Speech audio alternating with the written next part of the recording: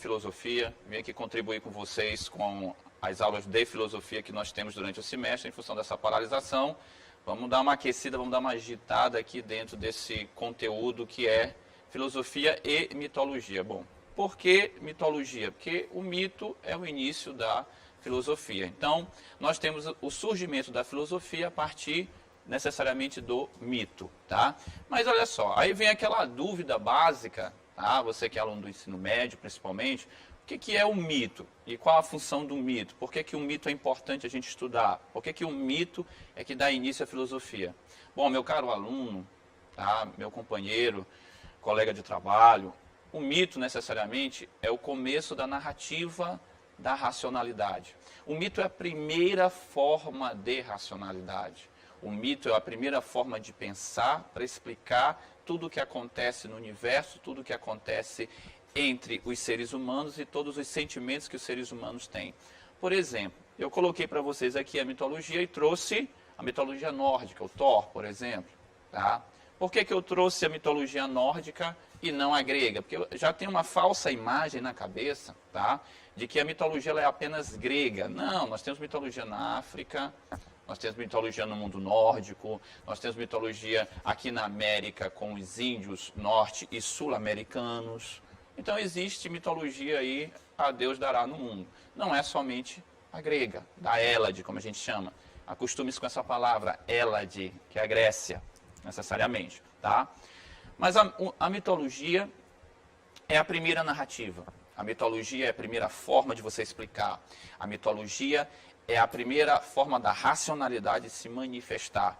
Nem que seja na poesia, nem que seja na história contada de boca a boca, naquela história em que vai passar de geração a geração, naquela história que vai passar de um ao outro, sem necessariamente você ter certeza que aconteceu ou não. Mas eu quero que você, aluno, entenda uma coisa, é uma explicação. E sendo uma explicação, existe uma certa racionalidade. Entenda o que o professor está falando. O professor André está dizendo que existe uma certa racionalidade porque é uma explicação. Tá? E se é uma explicação e tem uma certa racionalidade, existe uma função dentro desse processo. Qual é a função? A função é justamente tentar elucidar, tentar esclarecer os fenômenos da natureza e os fenômenos humanos existentes. Ok? Então, entendamos a mitologia, por exemplo, como a primeira forma de expressão da racionalidade, ok? Entendamos a mitologia também como a ciência que estuda os mitos, as funções dos mitos e aquilo que os mitos representam enquanto explicação primeira da realidade, ok? Então, a gente vai seguir essa primeira aula que é mitologia. Seja bem-vindo, esse projeto é para você e que a gente consiga fazer o máximo possível pelo seu conhecimento. Vamos juntos. O professor André Luiz está aqui para ajudar vocês em filosofia, ok? Vamos continuar. Bom, mito, a palavra mito vem do grego ático, mitos, terminação omicrosigma, masculina. Mas o que significa a palavra mito? A palavra mito necessariamente significa narrativa. É uma forma de narrar, é uma forma de falar. E geralmente era a tradição oral. Por exemplo, vou falar uma coisa para ti. Na tradição socrática, por exemplo, nós só temos a tradição oral. Quem escreve sobre Sócrates é Platão. Sócrates não escreve nada. Platão é que narra pela mão dele todos os feitos de Sócrates. Esta tradição oral, ela tem muito papel, ela tem muita funcionalidade dentro da narrativa. E a palavra mito é justamente narrar, contar, falar, expressar. E aí eu vou anexar uma palavra, explicar, tá? Mas aí o tom correto é, que forma de explicação é esta? Por que essa explicação ela é tão importante? Tá? O que nós podemos fazer para entender esta explicação? Por que ela se disseminou tanto? Por que todos os povos têm narrativas ou mitologias? Bom, o que se sabe é que a necessidade de explicar o mundo, de explicar o universo e de dar conta de tudo que existe no mundo e no universo é muito anterior, necessariamente, a qualquer outro tipo de conhecimento. Então, o mito, ele surge, ele emerge como uma necessidade de explicar tudo que o homem passa, tudo que o ser humano vive e tudo que a natureza também produz ou que a natureza oferece a nós. Então, é muito comum você ver mitos falarem de amor, por exemplo, o famoso mito dos andrógenos lá no Banquete de Platão, por exemplo. É muito comum também você ouvir falar sobre mitos de fenômenos da natureza, como, por exemplo, nós vimos aqui o Thor, e ele é o deus do trovão. Aí a galera gosta, porque está na Marvel, lembra? Olha aí, o deus do trovão, seu irmão Loki, por exemplo. Então, os mitos eles se referem a elementos da natureza, mas ele também se refere a elementos humanos, tá? E aí, essa explicação, ela poderia ser escrita, ela poderia ser oral, mas necessariamente os mitos mais antigos eles são muito mais oralizados, eles têm muito mais a tradição oral. Os mitos que conseguiram chegar até a tradição escrita, a gente tem um conhecimento até maior, mas a grande parte deles são necessariamente da tradição oral. E aí você sabe, a tradição oral, quando vai sendo passado de boca a boca, vai mudando muito. Daí a gente não tem tanta confiabilidade. A gente não sabe até se a história é original, se foi como ela começou ou não. Existe um autor muito famoso, até indico você ler, que ele tem um livro chamado A Invenção da Mitologia, que é o Marcel Detienne, um dos caras que mais estudou mito. O Marcel Detienne, este autor, Marcel Detienne, ele vai se referir sempre ao mito como uma explicação, como uma forma de expressar aquilo que o homem sente, aquilo que o ser humano observa na natureza. Então, olha só, aquilo que o ser humano sente e aquilo que o ser humano observa na natureza. Então, o mito, ou seja, a narrativa, a poesia ou a oralidade, que é a expressão deste mito, olha só, poesia ou oralidade. São dois elementos fundamentais dentro da narrativa, que é o mito, poesia e oralidade. Esta forma de você passar o conhecimento, esta explicação de fenômenos da natureza e de fenômenos humanos ou fenômenos quaisquer, é o que nós temos como a primeira forma de racionalidade, a primeira forma de conhecimento. O conhecimento primeiro, o conhecimento que vem ser associado à origem do universo e à origem do ser humano. Uma outra coisa fundamental, você que vai fazer o Enem, você que vai fazer o vestibular da UEMA, que você não pode perder de vista, é que a narrativa, que é o mito, que o mito é narrativa, ele cumpre o papel da fantasia. Olha que coisa interessante, fantasia, é fantasioso, é o imaginário, a imaginação, ok? É a simbologia, o elemento simbólico. Então nós temos o fantasioso, o imaginário e a simbologia, o simbólico, associado à narrativa, associado a um mito. Tá? Lembrando a vocês que, às vezes, você pode até pensar que o mito é mentira. Tire isso da sua cabeça, meu querido aluno. Mito não é mentira.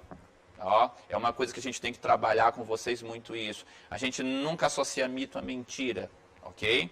O mito ele não pode ser associado a mentira porque ele é uma forma de explicar contextualizado. Olha o que eu estou te falando. Uma forma de explicar contextualizado. O que significa isso? É o que eu tenho no momento. Eu não quero enganar. Eu não quero mentir. Eu não quero esconder alguma coisa. Eu só não tenho outra maneira de explicar. Tá? Então, a narrativa mitológica, o mito, que é a narrativa de explicação do ser humano e do universo, não é necessariamente uma mentira. Tá? Não associe a palavra mentira.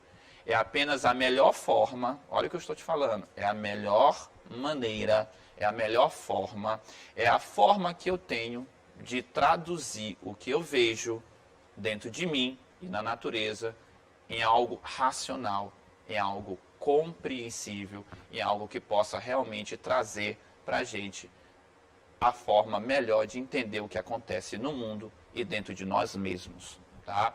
Então, olha só, mito é narrativa. Esta narrativa ela é fantasiosa, ela é imaginativa, mas ela não é mentirosa. Tá? Ela é contextual, ela é simbólica. É a maneira que eu tenho de explicar no momento tudo aquilo que eu vejo em mim e na natureza. Ó. Bom, A consciência mítica, e aí você pode encontrar isso aqui no seu livro didático, né, que você tem aí dentro do ensino médio, ou você pode encontrar isso aqui no vestibular, você pode encontrar aqui no Enem, no vestibular da UEMA, que a galera gosta disso aqui, consciência mítica. Essa consciência mítica aqui, ó, ela vem justamente dessa imaginação, desta fabulação, desta criatividade, deste contexto.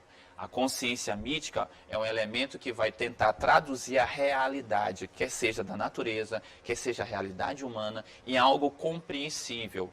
Agora, querido aluno, o compreensível da época não é o mesmo de hoje. Hoje nós temos computadores, hoje nós temos uma tecnologia imensa. Imaginem no começo da humanidade, onde não há, onde não existe, onde nós não temos tanta tecnologia. Como é que você poderia explicar? Como é que a sua consciência funcionaria? Como é que a sua mentalidade, como é que a sua forma de pensar, na verdade, se processaria? Apenas de uma forma mítica. A forma imaginativa, a forma fantasiosa, a forma com que nós temos de trabalhar todo esse processo, na verdade, seria a narrativa mitológica. É a única que se apresenta no momento. Não adianta cobrar, por exemplo, os grandes poetas da época, não adianta cobrar as grandes narrativas místicas de coerência, de racionalidade maior, de grau de racionalidade mais evoluído. Não adianta porque o contexto também não ajuda. Eles não têm disponíveis tantos conhecimentos como nós temos hoje. Então, necessariamente, nós temos hoje mais conhecimentos. Tá? Do que antigamente, quando as narrativas mitológicas começaram a ser formuladas e essa consciência mítica começou a crescer. Então, o ser humano, carente de explicações, precisando de maneiras melhores de expressar aquilo que sente e traduzir o que a natureza, na verdade, apresenta, ele cria consciência mítica. E esta consciência vai acompanhá-lo até necessariamente vir um novo conhecimento que seria a filosofia e que seria a própria ciência, depois com os pré-socráticos, tá? Então entendamos, a consciência mítica é algo fundamental para o seu contexto.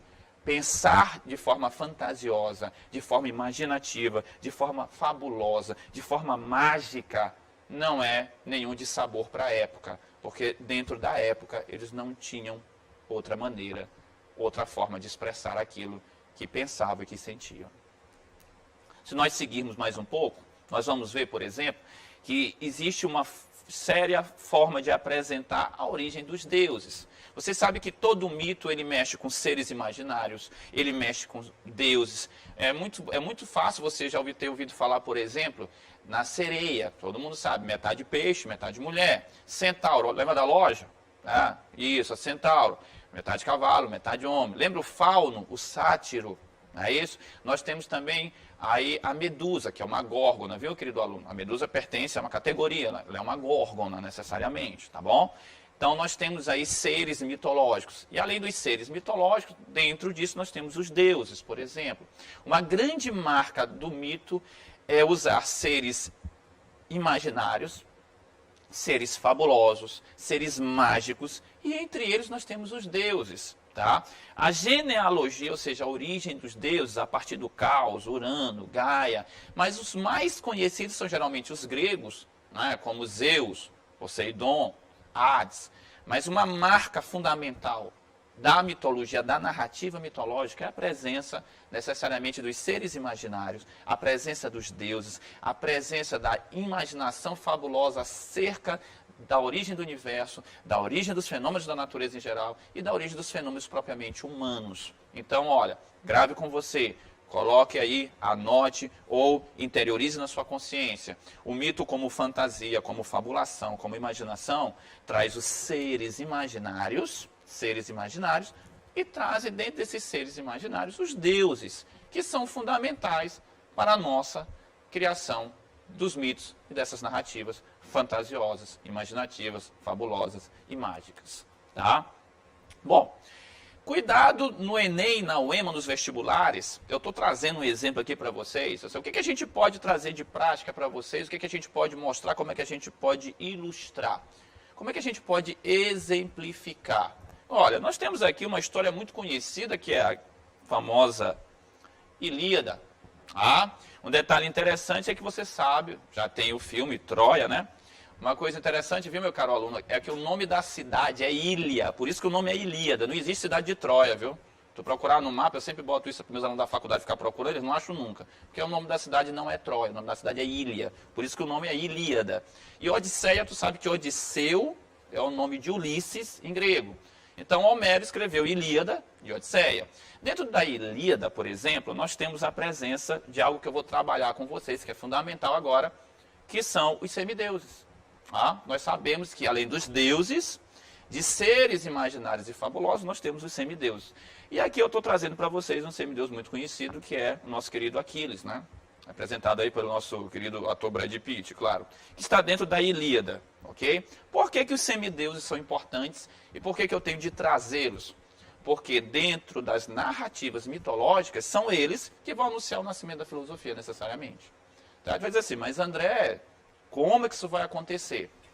Bom, tu vai perceber, por exemplo, que Aquiles como semideus, origem de mortal e de deuses, necessariamente, então nós temos aqui Aquiles como um dos grandes exemplos, mas ele não é o único.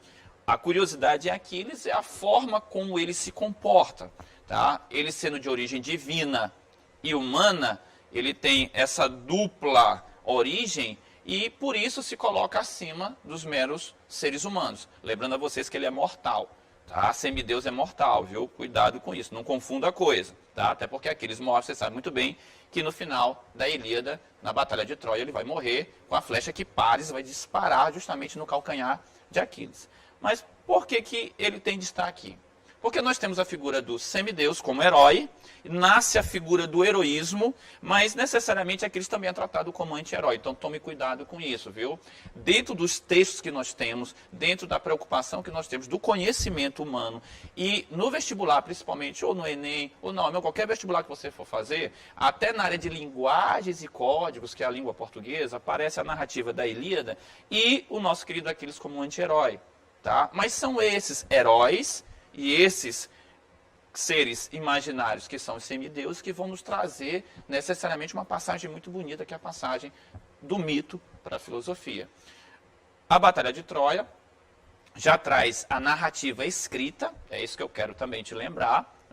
A Ilíada já está escrita por Homero, já passa de uma fase oral para uma fase escrita. Lembra-te, aluno, fase oral ela existe, mas ela vai passar para uma fase escrita, já é uma maturidade. Isso já vai abrir espaço para a própria filosofia depois, tá? E é justamente na história dos heróis e desse anti-herói que começa tudo a mudar de figura, tá? Necessariamente o nosso querido amigo aqui, Aquiles, né? Ele tem um papel fundamental que é desafiar toda a disciplina humana e também desafiar até o próprio destino, chegando a cumpri-lo de forma cabal. Eu acho que você lembra, se você não lembra, assista o filme A Guerra de Troia, quando a mãe de Aquiles vai conversar com ele e diz assim, Aquiles, tu vais morrer nesta batalha. O que ele diz a ela? Então eu morrerei com honra e cumprirei o meu destino. E este é um dos grandes elementos do seu heroísmo. Mas perceba, é um ser humano que está agora dentro do contexto. É um mortal, tá? É um semideus que vai agora entrar dentro de uma narrativa, dentro de um contexto histórico, dentro de um mito, mas ele já está puxando para o mundo humano. Ora, o heroísmo, o semideus, ele começa a puxar do Olimpo para a Terra. Olha só uma coisa interessante. Ele começa a trazer a narrativa que pertenceria só aos deuses, agora ela está descendo até os seres humanos. E isto é fundamental para a origem da narrativa filosófica, porque ela vai começar a descer, a tirar dos deuses, a tirar do imaginário e colocar um pouco mais carne e sangue dentro desse processo.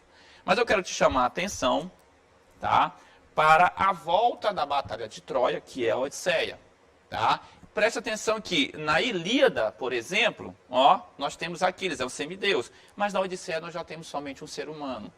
Perceba, aluno, perceba, meu querido amigo, perceba, meu colega, meu amigo que trabalha comigo, que está aqui nesta cena e nesta aula.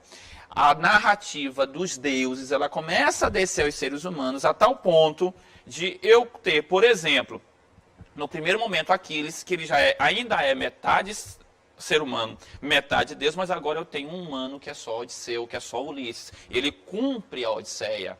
Então, eu estou trazendo ao mundo humano, a uma antropologia, necessariamente, toda a narrativa. Tá? Então, este é um momento fundamental. Isso deve ser levado em conta, porque a passagem da narrativa fantasiosa, fabulosa e imaginária, que pertencia a seres somente imaginários, nos heróis, ela começa a ser descida e ela chega até meramente aos seres humanos. Tá? E aí eu quero te dar, tá, vários exemplos de mitologias que existem, porque tu não pode colocar na cabeça que é somente a grega. Ah, tu está usando a grega, porque é mais conhecida. Mas nós temos, por exemplo, a mitologia africana. Lembrem vocês que já faz parte há muito tempo da lei de educação que nós temos de abordar, por exemplo, os conhecimentos vindos dos afrodescendentes, que nós temos aqui como grande marca cultural no nosso Brasil. Então, nós temos a mitologia africana. Eu já mostrei a mitologia nórdica, com a mitologia grega, a mitologia africana também está conosco. Tem imagens, histórias belíssimas que nós podemos contar a partir da mitologia africana. Então, a mitologia grega existe, a mitologia nórdica existe, mas a mitologia africana também existe, tá? Necessariamente. E, para a gente começar a falar sobre o início da filosofia, nada melhor do que a história, né, de Perseu em Fúria de Titãs. Eu sei que você conhece porque tem o filme, tem o livro. Convido você a assistir o filme, principalmente. Você vai prestar atenção logo no trailer. Bota o trailer no Google, tu vai ver uma coisa interessante. Tu vai observar que este filme, que esta narrativa, que este mito, necessariamente, ele começa a desconfiar, a descategorizar os deuses, necessariamente. E aí o nosso querido amigo Perseu serve muito de exemplo para isso. O Fúria de Titãs, de todas as narrativas, é a que melhor perfigura. Na de Aquiles, lá em Troia, você percebe que ele está puxando, necessariamente já, a narrativa para os seres humanos e para a Terra. Mas em Perseu você percebe uma coisa importante, é quando os mortais, os seres humanos, eles desafiam os deuses e conseguem sair vencedores.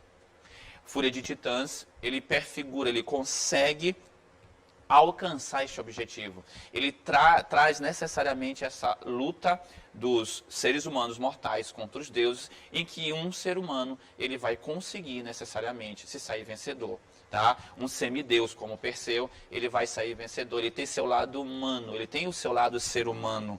E isso não vai impedi-lo de vencer a batalha.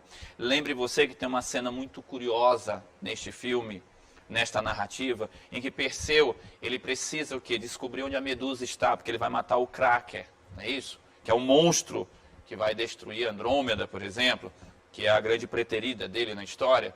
Ele vai procurar, necessariamente, onde está a Medusa. Ele chega até as 3 bruxas cegas. Chama a atenção de você, quer ver? Olha essa parte quando você tiver tempo no filme. Você vai perceber o quê? Que ele rouba o olho delas e pergunta onde a Medusa está. E ele só vai devolver o olho se elas responderem onde a Medusa está. E elas respondem. Tá? Ele pega o olho, joga de volta para elas, e uma delas pega o olho, a mais impetuosa, e diz assim: Perseu, eu tenho uma notícia para te dar, tu vais vencer a batalha, mas tu morrerás no final. E aí o que Perseu faz? Ele dá as costas a ela e começa a andar saindo do local. Quando a gente dá as costas é o quê? Desprezo. Olha o desprezo ao mágico, ao fabuloso em Perseu. E ele continua andando, uma das acompanhantes dele toca no ombro e diz assim: Perseu, tu não escutou o que ela disse? Ele vira para a acompanhante e diz assim: eu escutei. Ela diz assim: ela disse que tu vai morrer. E ele fala uma coisa muito curiosa no filme, no livro e na narrativa. E quem disse a ela que eu vou morrer foram os deuses, nos deuses eu não acredito mais. Olha só. Quem disse a ela que eu vou morrer? Os deuses, nos deuses, eu não acredito. Esta é a passagem de uma narrativa fabulosa, mitológica, fantasiosa, fantástica, para a exigência maior, que seria agora a ciência e a filosofia. Nos deuses, eu não acredito mais. Quem faz o destino é ele. E se você prestar atenção no filme, ele consegue vencer. E não morre no final. Ele quebra esta lógica, ele oferece uma nova forma, uma maneira diferente de você interpretar a natureza, de você interpretar o que os seres humanos passam. Ele oferece novamente uma coisa fundamental, que é a exigência maior, que é a não confiabilidade necessariamente numa narrativa somente fantasiosa, imaginária, poética e fabulosa, que seriam os mitos. Para a gente encerrar este momento, é sempre bom lembrar a vocês que os mitos apresentam estes seres fantasiosos, apresentam esta narrativa fabulosa. O mito é uma narrativa, o mito é uma forma fabulosa imaginária de narrar. O mito, ele traz seres imaginários, ele traz os deuses, ele traz os seres humanos como semideuses também, metade humanos, metade deuses, e aí eles formam os heróis. Esses heróis, eles vão ilustrar muito bem, como Aquiles e Perseu, a passagem do mito para a filosofia. E esta passagem, ela é coroada a partir de elementos que vão surgir dentro da própria polis da Hélade, que é a Grécia, e dentro da tradição da Ásia Menor, que é o que a gente chama de os pré-socráticos. Então, meu caro aluno, retomando, fazendo um resumo rápido do que a gente viu, o mito é uma narrativa, o mito é uma forma de explicação, por isto é racional. Não esqueça. O mito, ele apresenta a consciência mítica, esta consciência, a forma de explicação, a forma de pensar, contextualizada com a época, a forma com que eu trato os elementos da natureza, os elementos humanos, a minha consciência, a minha maneira de expressão da realidade e do conhecimento. O mito, ele tem seres imaginários, os deuses, ele tem os semideuses, que são os seres humanos, misturados aí com elementos divinos. E são estes seres humanos com elementos divinos que vão dar para a gente a possibilidade de a gente perceber a passagem do mito para a filosofia. Como exemplo, eu mostrei para vocês Aquiles e Perseu, ok? E aí, quando a gente começa a perceber que a narrativa fantasiosa e fabulosa começa a ser depreciada, inaugura-se uma nova exigência, uma nova forma, uma nova maneira de tentar entender o que acontece no mundo, o que acontece dentro do processo do próprio conhecimento. E aí é que abre espaço para a filosofia. Lembrando a vocês que nós temos duas características básicas para que a filosofia possa surgir. Nós temos a democracia grega, a democracia na Hélade, a democracia que não imita necessariamente o panteão dos deuses lá no Olimpo. É uma forma que não é inspirada no mundo divino, porque os deuses, eles não têm padrão de moralidade que sirva como exemplo para nenhum ser humano. Os deuses gregos, eles não servem de moralidade, de padrão moral para ninguém. A democracia grega, a democracia na Hélade, ajuda muito o surgimento da filosofia. E principalmente os nossos queridos amigos pré-socráticos, que estão lá na Ásia Menor, ok? Os pré-socráticos na Ásia Menor, que são frutos da cultura grega, também vão ajudar bastante no surgimento da própria filosofia, tá? Tá bom, ok. Então, meus queridos alunos, aqui nós chegamos, então, ao final da nossa primeira aula, que é a aula sobre mitologia.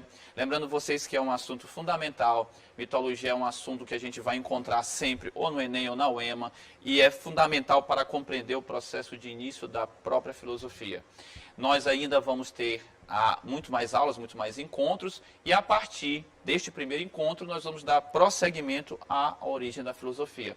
Lembrando vocês que a origem da filosofia em si, ela vai depender da depreciação, da forma de desconfiar ou da forma de não crer necessariamente no que é fantástico, no que é fabuloso, no que é imaginário. E isto vai pertencer ao mito, mas com o tempo, com a própria mitologia, com a própria narrativa mitológica, vão abrir espaços para que nós possamos ter outras maneiras, outras formas de traduzir a realidade, os fenômenos da natureza, os fenômenos humanos. Tá? Então nós temos aqui necessariamente o começo do conhecimento da humanidade. Toda vez que você pegar, por exemplo, os tipos de conhecimento, o mito sempre vem encabeçando, sempre vem primeiro, porque é a primeira maneira, a primeira forma de explicação. Não há como desprezar o mito para o início da filosofia. A filosofia necessariamente precisa do mito para que ela possa caminhar também. Tá? E aí você vai percebendo que com o passar do tempo, com a maturidade, com a necessidade, com a exigência racional deste processo, nós vamos aí ganhando muito mais espaço. Tá? Então nós temos aqui a mitologia, vamos passar agora para a filosofia. Tá? Teremos então um novo encontro. Um forte abraço. Vamos nos encontrar em breve. Tudo de bom. Que Deus abençoe a todos vocês.